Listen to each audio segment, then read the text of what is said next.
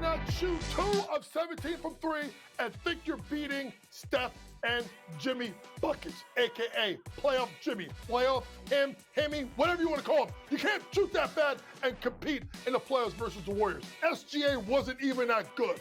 You want to talk about non-competitive series? People want to talk about getting rid of play-in. Maybe we need to get rid of the 8 seed because this 8 seed got their ass. Betting above the rim, only on SportsGrid.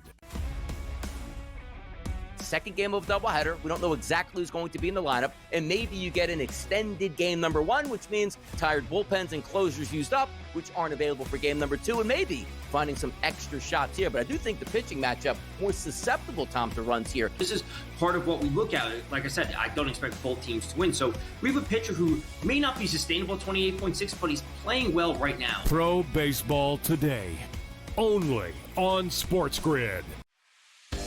You don't think that there's something to the fact that they blow all these leads against the Edmonton Oilers? It's like the Oilers could be down 4 goals and they come back like it's nothing. We got a series now. I think this thing is going to reset, Scott.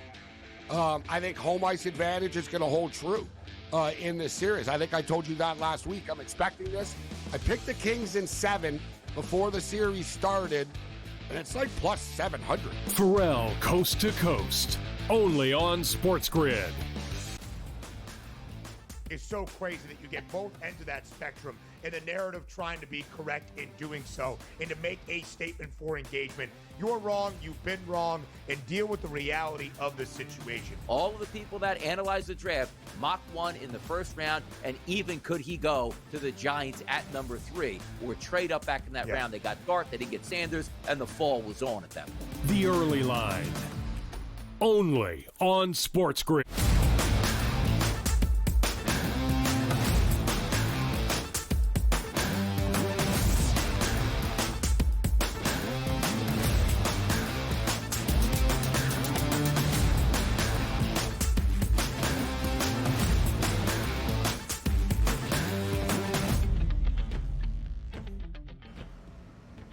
We welcome you to hour number 3, our third and final live right here on this Tuesday morning on the Early Line on SportsGrid. He is Donnie Right Side. I am Ben Stevens. A lot to dive into here in this third and final hour. We will preview a full Tuesday slate around Major League Baseball from the mind of DRS coming up in our next few segments. And we've got a quadruple header of action both in the NBA playoffs and on the ice tonight in the Stanley Cup postseason. Pete Jensen was just here breaking down all 4 of those matchups. We've got 4 games tonight in the NBA as well. Denver and LA at altitude in a series tied at 2 games, all in our 3 sets in the Eastern Conference and in our 3 game 5s tonight out east.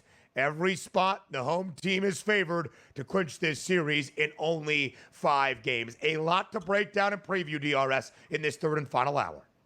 Absolutely. We'll have some fun. We'll get the people the knowledge they need. A fantastic job by the NBA on scheduling tonight outside of the game that probably everybody wants to watch the most a little bit later. But look, you got 4 games condensed. You got to do your best, which they have. But when we always talk about like our Fave the Public polls here and having some fun, we didn't get too much talk about the Shedeur Sanders prank call situation all that much. But if we did have a poll, who not to prank on the SportsGrid network, what would those choices be? And who would not take the prank kindly here? Do we have any options out here, BSS? Yeah, well, we have had some prank calls in times past throughout the SportsGrid network featuring some people that you know very well featured here on this show. Okay. I would just say that a prank call while people are on air, never really acceptable. Prank call from Jax Ulbrich to Shedeur Sanders, certainly not acceptable. Certainly a dumb and foolish move. You got to wonder, though, if somebody were to be pranked from here on out, how would it be received? Yeah. What do you think, DRS? I don't like, because there's been conversations around there. Like, for me, like, people that know me behind the scenes, I'm freewheeling. I roll with the punches. And quite frankly, when things look like they're on the despair, like, I think like it brings the best out in me. Like, hey, can't see a teleprompter, can't hear anybody. Fantastic show. Let's fight through and get it on. But some people I don't think would take too kindly as more being a little bit more professional in the environment here. But why can't we have fun then? Jokes are what drives society here. I would like everybody here to get pranked at the network at one time or another. It's just good nature. It's good nature stuff. You know, DRS, I'm a man that holds professional standards, at least in my career and what we do you here. Sound like it. I think we I think we uphold that pretty well. You are a man that, much like Pete Jensen, breaking down the Oilers and the Kings, roots for chaos, right? When chaos is here, Donnie Right Side does indeed thrive. Best. So I'm actually a little bit more surprised. You are not the guy coming up with pranks in the first place, just kind of relishing when a prank happens when it is occurring. Yeah, no, look, there's ways you can approach different situations there, but I like to have a good time and have some fun and see where it goes at this point. I'm an easy-going guy at this point on all facets here. Like, have we ever got the angry DRS? Like, I can't work with this guy anymore. Like, you don't really get that too much. Maybe someday we'll get that. I don't know. Like, I don't want it to happen, but you never know when you poke the bear just a little bit too much where the bear actually gets angry. Yeah. I have never seen... Yeah, I've never seen Donnie fully angry. I have seen you a little bit miffed about what we have to discuss on a morning show all around the sports landscape. I have heard tales, and I'm not with you for a lot of those Pro Football Todays, the NFL Football In-Game Live, whatever the heck they are called on Monday and Thursday, when some of the producers behind the scenes spoil the live action and what you are rooting on. I hear, and I understand it, believe me. I hear you do not take all that kindly to that sort of thing. Yeah, but that's not really a prank. Like a good prank would be like a huge scream in the background when absolutely nothing happened. I'm like, oh, they got us good right there. But they're not smart enough to do that right now. It's like, hey, it's like, oh, you know what? There's an interception that just happened. We're 10 seconds behind. We'll watch it now. But a good prank would be a loud cheer in the background when nothing happened. Now that your boy DRS would probably appreciate. Now you're just giving them clues of what to do next football season. Not sure you want to be doing that, or at least during In-Game Live Pro Baseball Today, starting at 1 p.m. Eastern Time each and every Sunday beginning in July, I believe, right? I don't know about that. Maybe, DATR Extended Edition runs all the way through the summer. I'm brainstorming right here. Sounds like a great day. All day We programming. are really coming up with some ideas. Yeah. Could be some schedule changes very soon here on the SportsGrid Network. All right, let's talk some NBA playoff action in a Game 5 tonight. Again, DRS, we've got 4 games, 3 of them in the Eastern Conference, where that 5th game could be the series clincher. That could be in Indianapolis, in New York, and in Boston. But in Denver, in our most tightly contested series so far, we are expecting a great Game 5 at altitude. But the team that just stole Game 4 at the buzzer in L.A., returning back home with that home floor advantage at altitude for all that we know. Well, they're the home underdog. Does it make sense? What is the best bet for tonight's Game 5 in Denver between the Clippers and the Nuggets? That's what we asked you all in Fade the Public.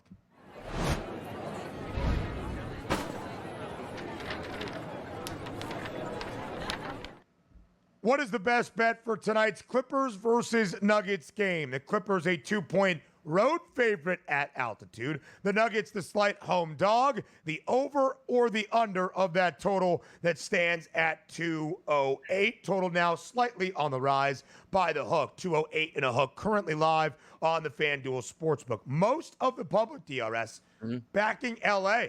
Despite the Clippers losing Game 4 at the buzzer, the putback slam and flush just in the nick of time by Aaron Gordon, the people expecting the Clippers to take that 3-2 series lead despite being on the road tonight, but ever so slightly, still about 33.5% of the vote backing the Nugs at home.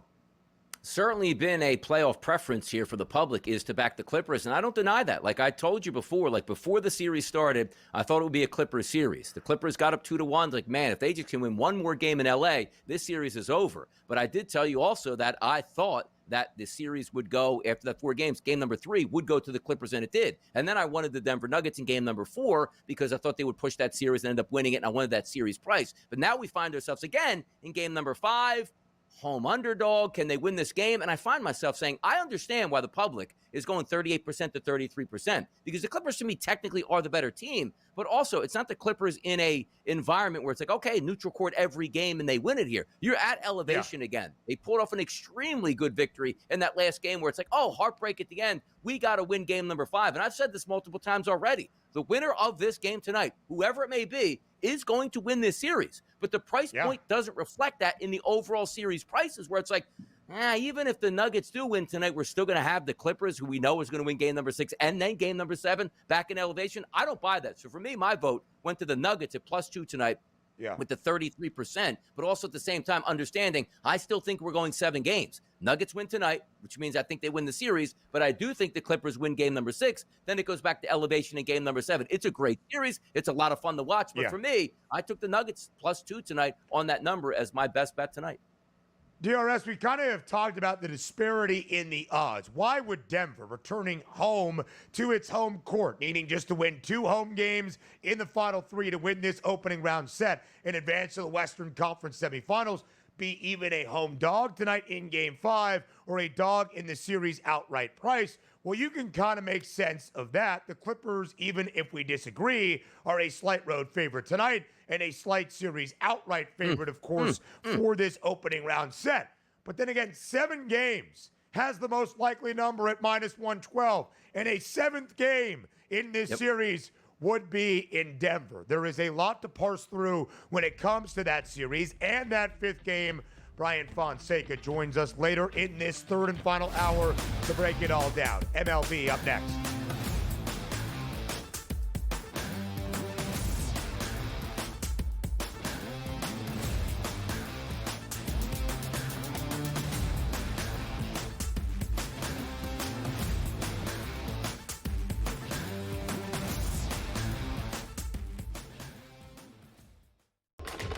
Enter into the magical world of McLuck.com, where even the smallest of spins can win real cash prizes. Adventure into over 1,000 of the best Vegas-style slot games. So what are you waiting for? Unlock your free welcome offer today. Join the fun where winners play and players win. 2 guys that can do it all. Too much electricity this morning. This is a good time. We're having a lot of fun. I had to do a triple take. Ka-ching! Why? Because of parity. I didn't mean to offend. Yeah, it's not going to happen. Load management is a dirty word. Let him rip. You know what? Circumstances provide the results. What? How do you do this once? Oh, Donnie, you got such a good show there. A network that is booming. The Early Line, only on SportsGrid. Anyone that's been to a sporting event, the atmosphere before a game, I think Game Time Decisions has that same exact atmosphere. This is our arena.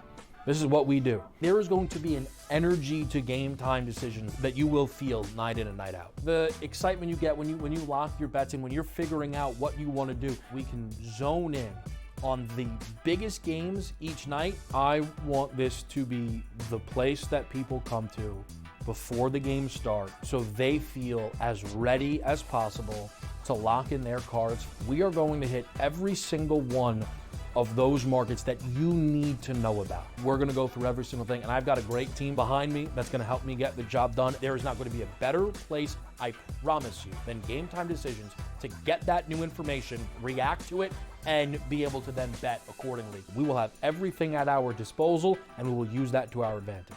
I'm Kevin Walsh. Tune into Game Time Decisions from 6 to 8 p.m. Eastern on SportsGrid.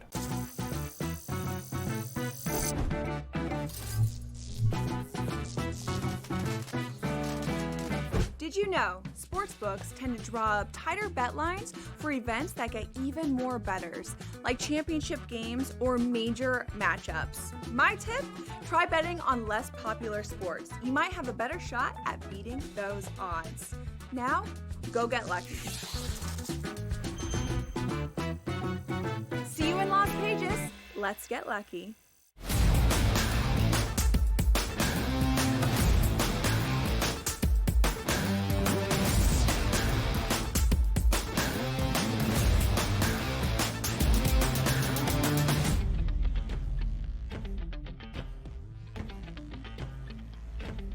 A full Tuesday slate around Major League Baseball. That means 15 games on the diamond, all 30 MLB clubs in action in a really compelling game, DRS, tonight in Southern California between divisional foes and in-state rivals. The San Diego Padres host the San Francisco Giants. For most of the first 3.5 weeks or so of this MLB campaign, best record in the NL West, best record in all of the bigs, that was the San Diego Padres. Still not bad, 17-11. But last week, DRS, not overly kind to San Diego. They were on the road. They have dropped 7 of their last 10. But we thought returning home over the weekend, they'd be good. Hosting the Rays, the Padres, sensational inside Petco Park.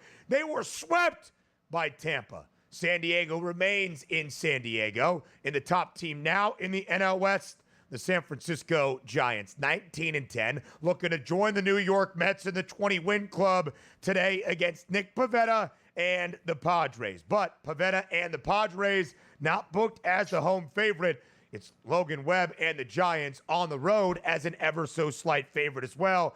Keep an eye on that total, 6.5 DRS. We are expecting a great pitching duel between Webb and the man you call pitching Pivetta. Are we going to see such a thing tonight in Southern California?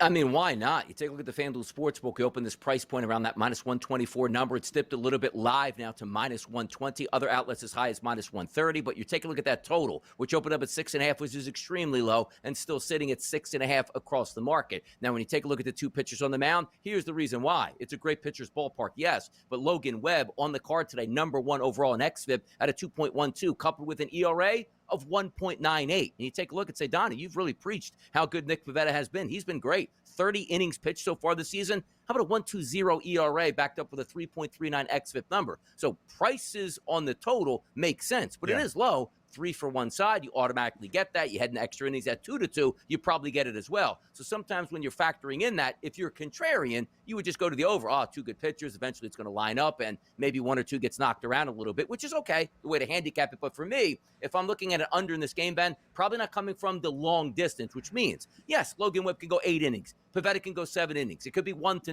and you win it going away, but nobody likes to lose the total blown up when the pitchers aren't in the game or you have that backboard as extra innings. You go to extra innings in a 7-point number that you need, or 7-point run number, and you say it's 1-1. Oh, you should easily get it. Not necessarily. Oh, look at that. 1 run scored here, 1 run scored there. Top of the 11th inning, it's 2-2. And then you're in danger with 1 more run on each side, and you lose it. First 5 innings under, probably the best look, because both of these lineups can hit. But these 2 pitchers in that environment, I'm not expecting a ton of runs. And over the first 5 innings, I expect the best out of these 2 pitchers.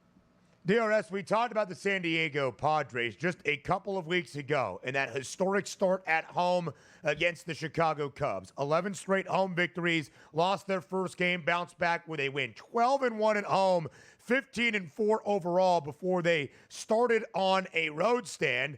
They lost now 7 of their last 9, including the home sweep this weekend at the hands of the Rays. They're 17-11. The San Francisco Giants have won 5 of their last 7. Again, 19-10. Best record in the NL West. But everybody in the National League, everybody in MLB looking up at the New York Mets. The first team to get to 20 wins in the bigs this year, scoring 19 runs yesterday to split their 4-game extended weekend set against the Washington Nationals. The Mets return home to Citi Field to host the Arizona Diamondbacks. New York, this will be their first series of 2 against the D-backs in their next 3 sets. A road weekend in St. Louis before heading out to the desert. This week, though, the New York Mets at home, minus 142 as they welcome in the D-backs to Flushing, total at 8.5. What do you like today between the Diamondbacks and the Amazons?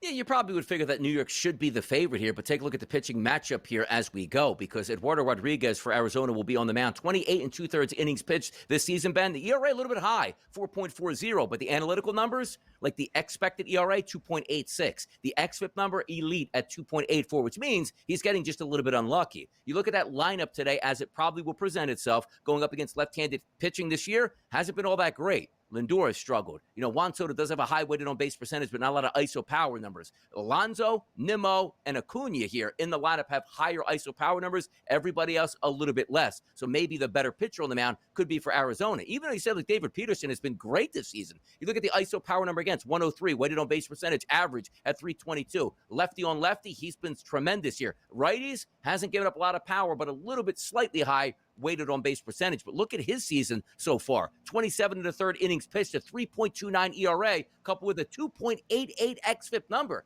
Here's the temperatures in New York today, close to 70 degrees. How about double digits blowing out to dead center field? It's a shame that we have two pitchers with low xFIP numbers, because that's a perfect recipe for these two ball clubs, as hot as they are at the plate, to do some damage. I just don't know if I can get there. So for me, if I think it's more of a coin flip, probably leaning towards the underdogs in the Diamondbacks today, but not a clear path to who I love at the plate. Yeah, line working a little bit to the Mets, minus 138 there, now minus 142. Again, the Mets have been great. They are the first team to get to 20 wins in MLB. The Dodgers have won 3 straight. They entered Saturday on a 3-game slide. They've responded with 3 consecutive wins, including the series opener last night, DRS, in Los Angeles against the Marlins. The Dodgers opened up a 5-0 lead after 5 frames. The Marlins responded to force extras. They took an early lead in the top of the 10th.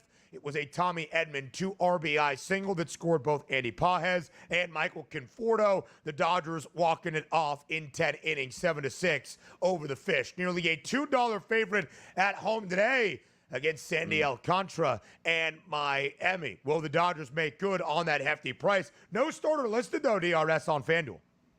Yeah, it's taking a look at Sauer, who last year only had 84 batters he faced, and this year has only faced 6. So maybe an opener for the Dodgers tonight, which is kind of interesting, just depending on how they feel about going about it. But the one thing you do look at is say, well, maybe the Marlins can get the Sauer. They had a lot of excitement last night, shooting a grand slam for the Marlins that tied that game up, but the Dodgers end up prevailing. You usually would say to yourself, look, I'm just going to back Sandy Alcantara in this game. Should be easy. 23 1/3 innings pitch, Ben. A 6.56 ERA, but a 4.23 xFIP number, which is still dangerous territory when you get into it tonight. You look at the total in this game, and that's probably the better way to go. You're not getting a full blast, great Dodgers starting pitcher in this game, and who knows how long he lasts. That 8.5 probably could be in trouble tonight, really. Looks like Matt Sauer, the opener for Dave Roberts. More MLB next.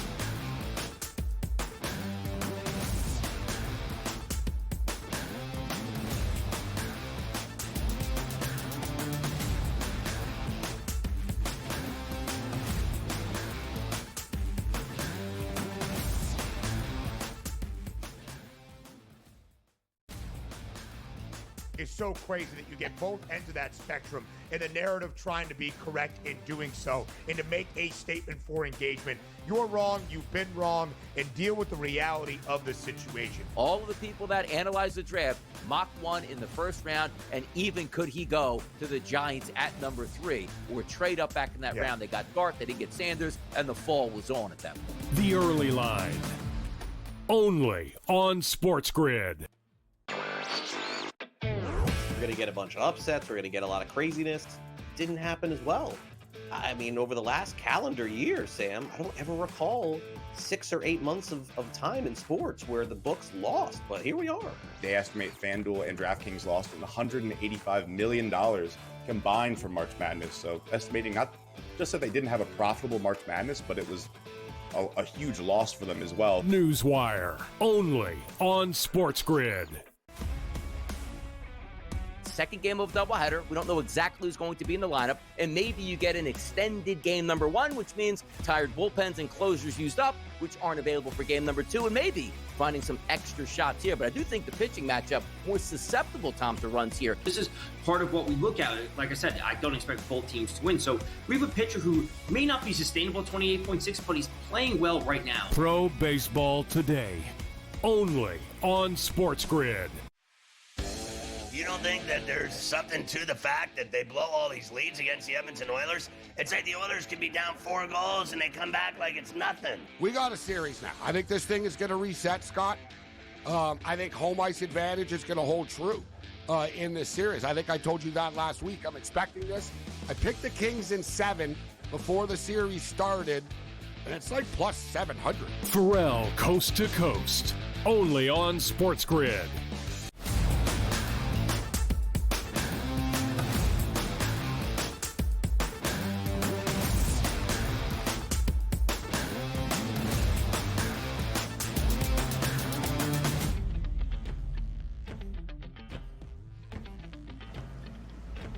Live right here on this Tuesday on the early line on SportsGrid, all around MLB. 15 games, 30 clubs, a full Tuesday slate. Divisional foes continue to face off against one another today in Camden Yards. The Orioles, DRS, and the Yankees getting ready for the second game of this midweek set. The Yanks and Carlos Rodon, a minus 148 favorite on this Tuesday evening. Total 9.5.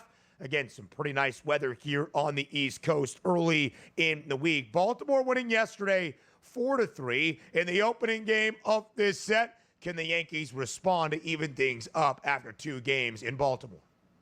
Yeah, tough scene for Baltimore tonight. Carlos Rodon's going to be on the mound. Now, last year, a lot of struggling there. People upset, makes a lot of money, should be better. This year has corrected a lot of his ways so far. Only 144 batters faced, but an ISO against of 138 and a weighted on base percentage of 259. But the key ingredient is to right-handed batters, Ben. 112 batters he's faced from the right side of 117 ISO, very good, and a clean weighted on base percentage of 241. And how about a K rate to right-handed batters? Almost 34%. You take a look at his seasonal statistics, 36 innings pitched, a 3.50 ERA and a 3.34 xFIP number. This is the pitcher that the Yankees expected when they acquired him via free agency. Now, let's take a look at the Baltimore lineup tonight. The guys that'll be in there, Cedric Mullins is a lefty. He's hit left-handed pitching very well. You take a look at Ramon Urias, also has hit left-hand pitching well. Everybody else, atrocious. And now we're going to see Kyle Gibson on the mound for the first time this season to see how that prevails. Grisham, Judge, and Rice all higher numbers. So when we look at the side, it should be the Yankees as a favorite. I don't know how many runs we're going to get out of Baltimore tonight, even though 81-degree temperatures with a double-digit wind blowing out to dead center field. Maybe we take a look at some of those home run shots for the New York Yankees tonight. But Rodon is the better pitcher tonight. I do think the Yankees win. Yeah, that's why they're favored, DRS. The odds certainly backing that up. Yesterday, Ryan O'Hearn, a 3-run shot that put Baltimore up 4-zip. The Yankees did rally to make things interesting late. The O's holding on for a victory. Again, when you look at the standings around the American League East, Baltimore just 11-17 despite the win in the opening game of the set. Yesterday, the Yankees still the best record in that division, 17-12. Aaron Judge, 2 more base knocks yesterday, batting .405 this year. A home run in the doubleheader against the Blue Jays on Sunday, but just 1 long ball in his last 11 games. They do call this day Dinger Tuesday, or at least they did. From that American League East rivalry to another one within the division tonight in Toronto. The Red Sox and the Blue Jays squaring off in the 6th. Garrett Crochet gets the nod for Boston. The Red Sox, because of it, with their ace on the bump, a favorite in Toronto. Total stands at 7.5. What do you like today between the Jays and the Red Sox? It's a shame we don't have this game in Boston, right? Because you would have had 18-mile-an-hour winds blowing out to right field, which really would set up some left-handed batters that I like tonight, which we'll get to in just a moment. But Crochet's been great. 6 starts this year, 37 innings pitched, a 1.95 ERA, and an xFIP number of 3.15. You'll take that each and every time. You take a look at Crochet on the season. Look at the ISO against, Ben. 0.38, fantastic. Weighted on base percentage, 228, fantastic. K-rate combined between lefty and righty batters, 30%, which includes a 40% strikeout rate to left-handed batters, completely neutralizing them. But I want to focus on the Boston batters because I don't know if the roof's going to be open or not, but it's a dome. Wind's not really going to creep into there all that much and help out, but that's okay. If we look at Bowden Francis on the mound, 64 left-handed batters he's faced this year, Ben, a 309 ISO and a weighted on base percentage of 363 against. That is the danger zone. So you take a look at some of the left-handed batters that have done well against right-handed pitching for those Red Sox this year. 94 at-bats for Duran in the leadoff spot, 366 weighted on base percentage. Rafael Devers, who had that terrible start, now up to a 208 ISO and a 341 weighted on base percentage against right-handed pitching. And then one of my favorite guys in the lineup, Wilyer Abreu, 90 at-bats against right-handed pitching, a 266 ISO and a weighted on base percentage of 404. Yes, Boston is favored to the better team tonight, but if I'm looking from a player perspective, those left-handed batters, based on, I'm going to focus on a little bit more about Francis later today, on those splits together, that's the direction I'm going. Left-handed bats for Boston should do some damage tonight. The Blue Jays 2 games sub 500. The Red Sox 2 games above 500. Boston winning the final 2 of their weekend set against the Guardians to win that series. The Red Sox were 8-10 on April 14th. Since they have won 8 of their last 12. The Red Sox and the Yankees, the only 2 teams currently in the American League East above 500. Again, a lot of great baseball on this Tuesday. We've previewed about 5 games. I'm sure DRS will have plenty more on the money line starting at 11 a.m. Eastern time on SportsGrid Radio. But we've got a lot to preview around the NBA postseason as well. A quadruple header of action. All Game 5s tonight. And Bryan Fonseca joins us on TEL up next.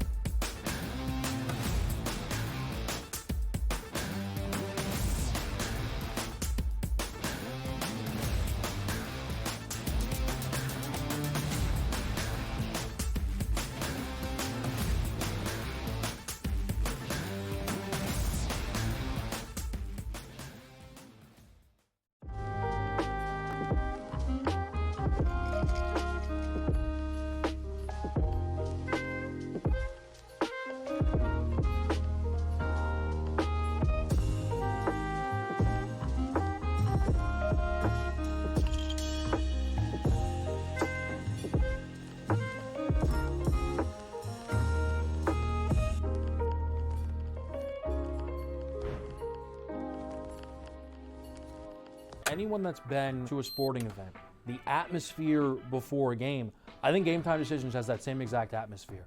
This is our arena.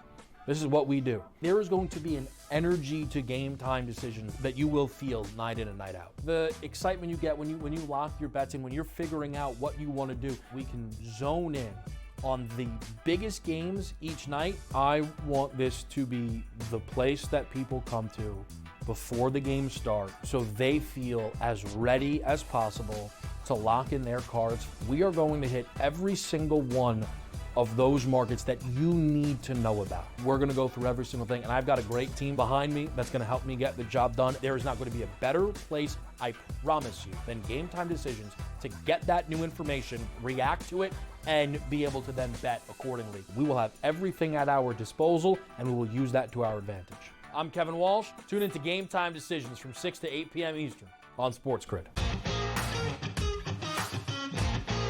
That was the magic of Tiger to me. Why did my mom care about when Tiger was playing? Because you might see something with every shot that you've never seen before. And that was, to me, the magnetic quality. And those guys have a little bit of that, but there aren't a ton of them. So to have those guys in the mix on the big weeks, it's great for the game. The Smiley Show, only on SportsGrid.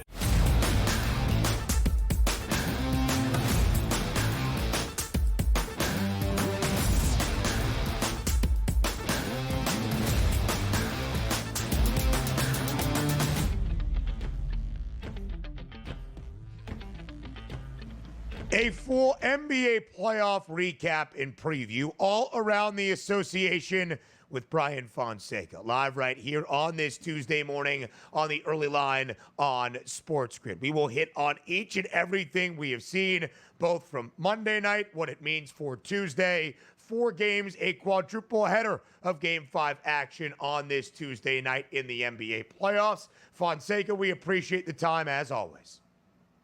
Likewise, always happy to be here.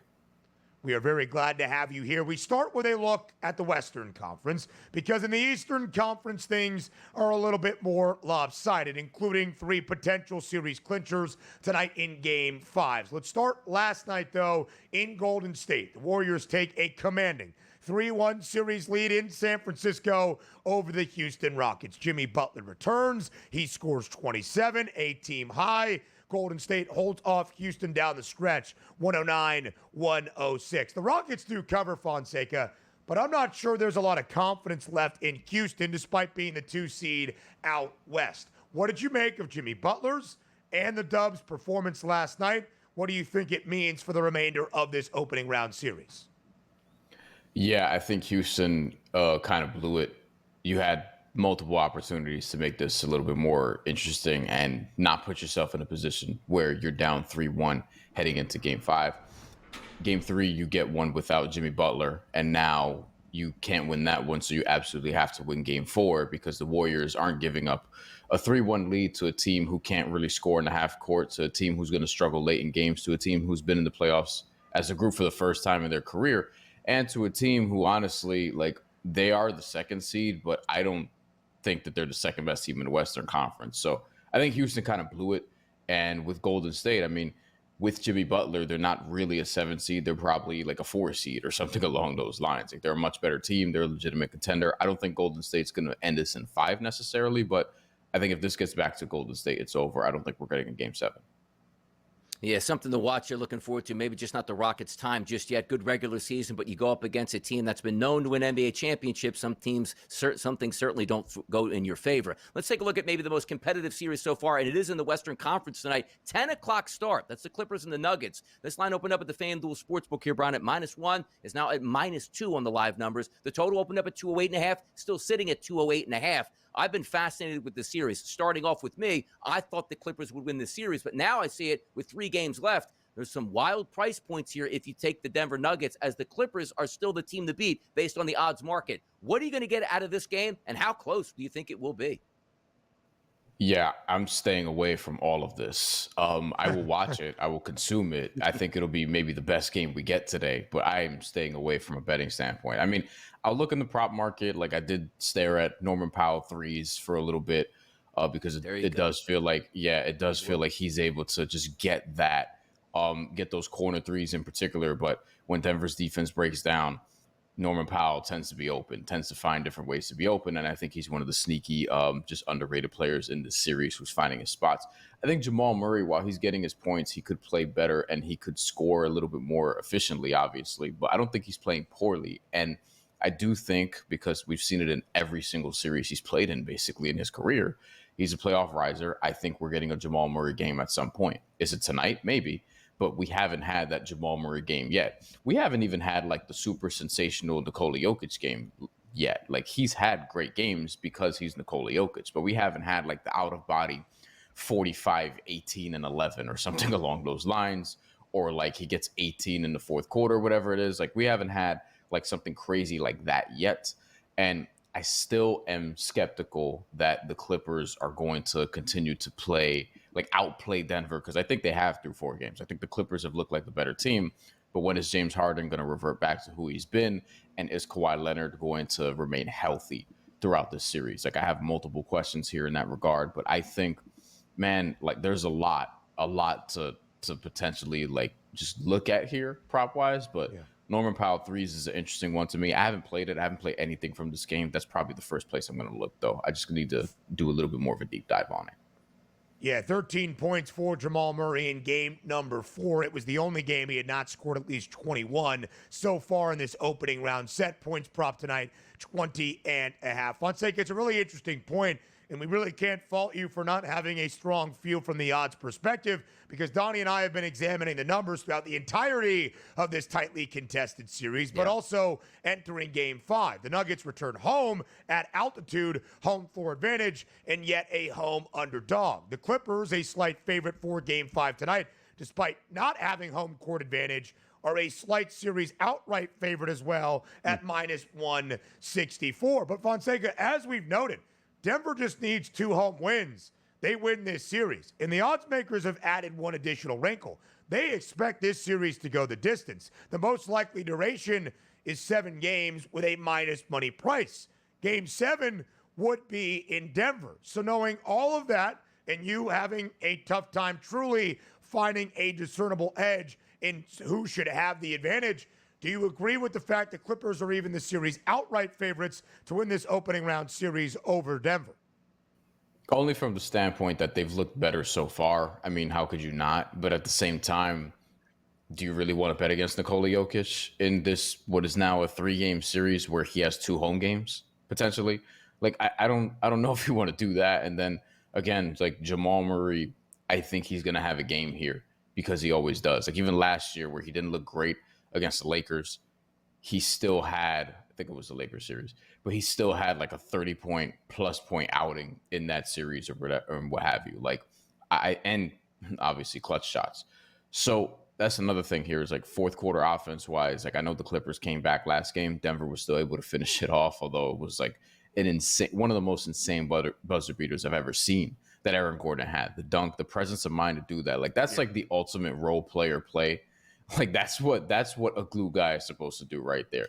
Is just get a dunk off of what looks like an alley-oop. It's not an alley-oop. It was an air ball with like no time left. I think the Clippers should be favored going forward as far as like as this series progresses, what we think the end result will be. But if Denver wins tonight, then that's going to flip. And I don't think Denver's going to win game 6 necessarily, but like if they win game 5, I think Denver is going to finish this out.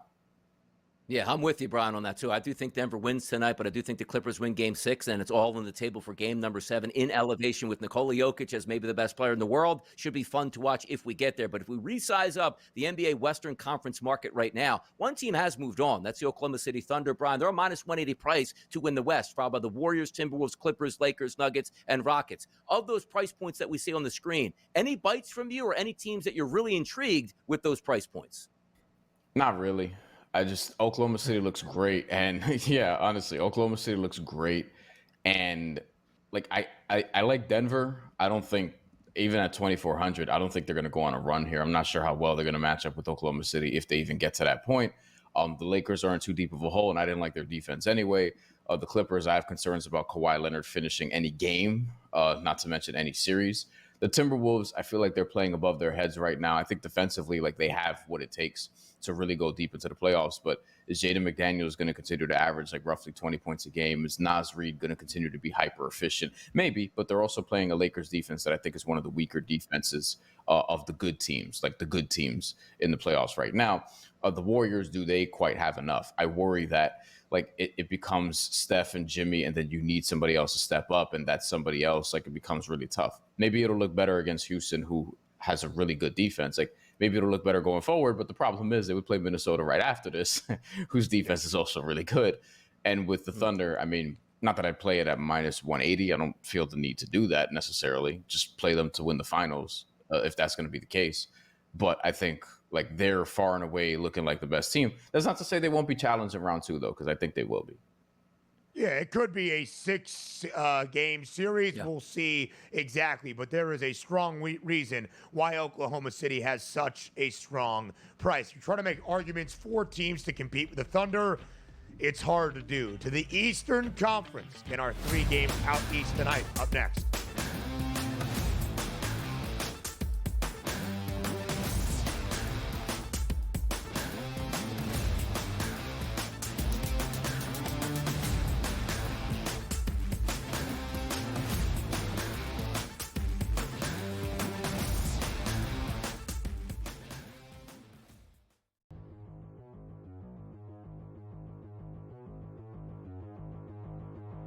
Career season for Elly De La Cruz. It happened last year.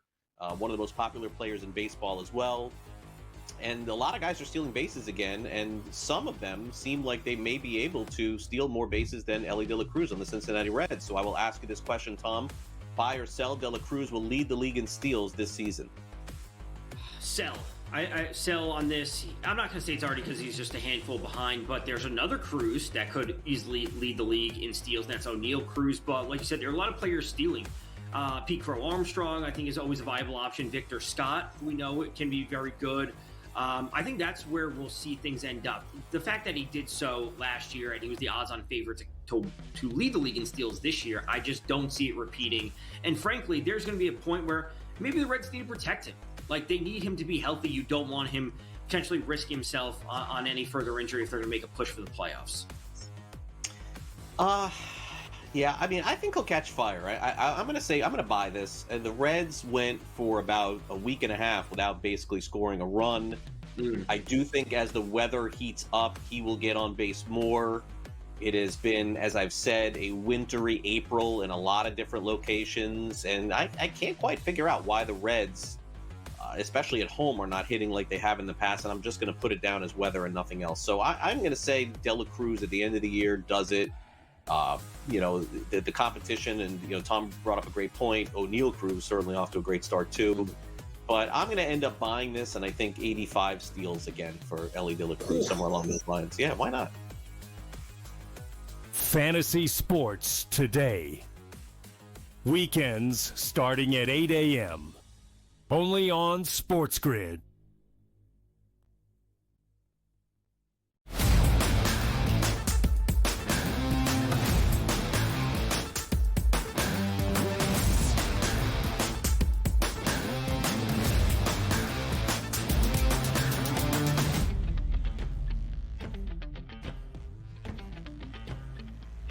A triple header of Game 5s tonight in the Eastern Conference, part of the 4 games we have in total on this Tuesday evening in the NBA playoffs. In all 3 of those spots out east in the opening round series around the NBA postseason, all 3 teams at home in Game 5, a home favorite with the chance to clinch the series tonight. Fonseca will be doing a watch party live for every single Knicks playoff game on behalf of the New York Post. So he'll be getting ready for the New York Knicks, hosting the Detroit Pistons tonight in this 5th game with the opportunity to clinch and then hoping to have more watch parties at least into round 2. Fonseca, that's where we start tonight inside Madison Square Garden. The Knicks up 3-1 over Detroit in a 5.5-point favorite in Game 5 tonight inside the world's most famous arena. Fonseca, I ask you simply, will the Knicks clinch this opening round set with a Game 5 win over the Pistons tonight? I got to be honest, plus 5.5 is very tempting. Given the nature of this series and how it's gone so far, and the fact that Detroit shot like 2% last game or whatever it felt like from 3, it was terrible. They were shooting 38% for the first 3 games of the series before shooting. I think it was legitimately 24% or something along the lines last game. And Malik Beasley is really due. So he's sort of the guy I'm looking at. I've been playing his over, and he hasn't been hitting. It was actually, he got hooked last time where it needed 13.5, over 13.5, and he finished with 13. That sucked. But I think with Malik Beasley, like, he's still somebody who's going to get these looks, and they need him. They need him because their second most preferred shot, other than anything from Cade Cunningham, is a Malik Beasley three-pointer. Tim Hardaway Jr. has made more of them in the last couple of games, and they probably should have won at least one of these 2 games. I was talking to somebody yesterday on Buckets, where podcast we do at Action Network, and Brandon Anderson was saying, hey, Detroit honestly should be up 4-0. The series should be over. If not for a fourth quarter collapse in Game 1, if not for, the end of Game 3, and if not for Game 4, where some people think they got robbed by what should have been a foul call. And in this game in particular, I am on Karl-Anthony Towns over 1.5 threes. It's really an attempts play. If he's only going to shoot 3 attempts like he tends to do sometimes, then fine. And I don't like trusting. I don't care how well he's playing. Karl-Anthony Towns is just a difficult guy to trust. He's been great since he fell apart in Game 2 in the second half of that game in particular, and Tobias Harris was made to look like Dennis Rodman defensively against him. But with Karl-Anthony Towns, like, he's getting a 3-point volume. Whenever they have to put Jalen Duren on him because Tobias Harris is out or in foul trouble or what have you, he's able to take him to the basket and stretch him out from 3. He gets the looks. The Knicks need him to get those looks. And I think as it pertains to this game, when I look at the props, it's one of the only things I have confidence in. He's hit this a couple straight times, so I think we can run it back for a third and see what happens.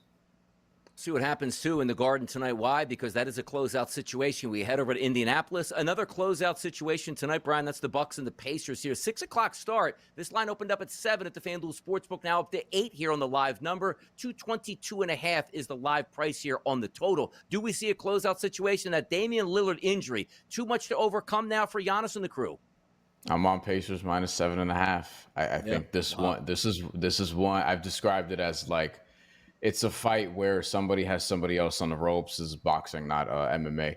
Somebody has somebody else on the ropes, and it's just, uppercuts and hooks to the body. And the other competitor they don't want to quit, but they're just kind of looking over at the ref, like, to see if they're going to stop the fight because they want to be saved from themselves because they're not going to do it.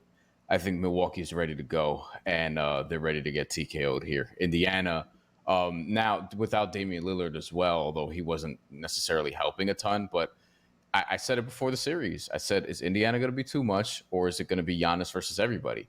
And unfortunately, it's Giannis versus everybody, but in a way where, like, nobody else on this team is doing anything. And Giannis is doing what he can.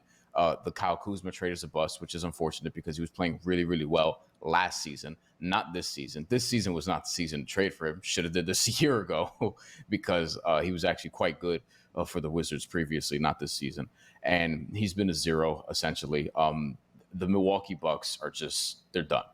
And if they win this game, I'll be surprised. I don't know if I'd like them for Game 6. It probably depends on the nature of Game 5. And whenever you're in a playoff series and, they're starting like Ryan Rollins for a game, for example, and it's like what's going on there? Like, why is that happening? Bobby Portis becomes like your third best player, second best player, who I love, but I don't think he should be that necessarily. Gary Trent Jr. has been playing like really, really well from an efficiency perspective, and it hasn't mattered. Like, yeah, I think Indiana's ready to wrap this up. Yeah, it really does make sense, Fonseca, to lay that 8 with the Pacers tonight. Maybe Giannis, 33.5 points, 12.5 rebounds. If he has a Herculean effort, can keep Milwaukee close, but that might be that. Our third and final Game 5 tonight in the Eastern Conference. In the other Garden, inside TD Garden. The Celtics up 3-1 as the reigning NBA champs against Paolo Banchero, Franz Wagner, and I guess some other Magic players are out there as well. Boston at 11.5-point favorite, Fonseca, for Game 5. You see the spread, you see the money line. The odds makers are telling all of us what we would anticipate. The Celtics should win this game and clinch this series. The question then becomes, how comfortably will the Celtics do so? I mean, given the nature of this series, given the physicality that they're complaining about, which that's not very champion-like in my opinion. It's just, come on, complaining about the physicality, being like, oh, if you want to fight, we can fight. And it's like, no, it's just a physical brand of basketball. You guys just happen to be getting hurt. Like, it's fine. Kristaps Porzingis wasn't elbowed in the face on purpose. I know it wasn't a first blood match, but like Goga Batadze didn't even know he was there. He was trying to play hard, get a rebound. I don't know if Boston wins this game. Plus 11.5 is very tempting, but Orlando can't score, and that's why I'm not going to play it. I will play Paolo Banchero over 29.5 points. He's gotten that almost every game this series. He's getting 25 field goal attempts every game this series. Plus, he's getting 34 free throw attempts over the course of 4 games. And on top of that, what else is Orlando going to do offensively? So I like Paolo Banchero in this spot. And I think if Jalen Suggs were healthy, this would be 2-2 right now. It is really interesting because the Magic do bring that physicality. We'll see how close Game 5 is tonight. DRS, enjoy the money line. Fonseca and I round out these 3 hours next.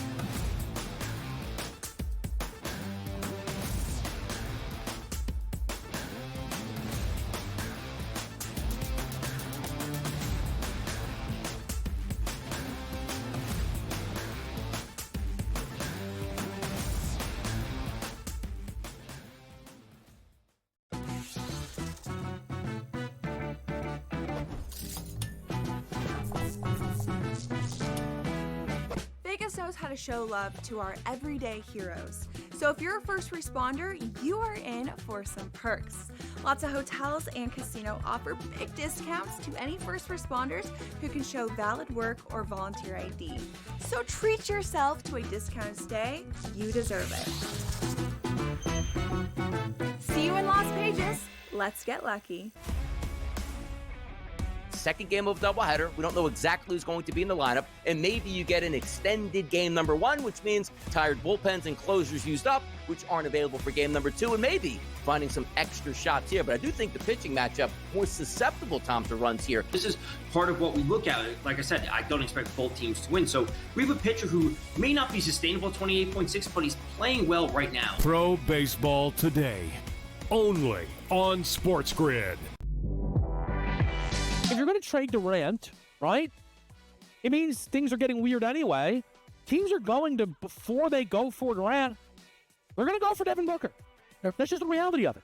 You get rid of Durant, or do you do the crazy one? Because you're so far out of the West, do you get rid of Booker? Because D-Book will bring you far more in a return. Betting above the rim, only on SportsGrid. The game is on. The stakes are high, but the action isn't just on the field. He's rearranging that rim. Get it inside! SportsGrid's in-game live. Your ultimate second screen experience. A little flyer, couple 15.5-point live line. Every prop, every play, every day. Anything can happen. It's complete chaos. It's smarter to be on SportsGrid.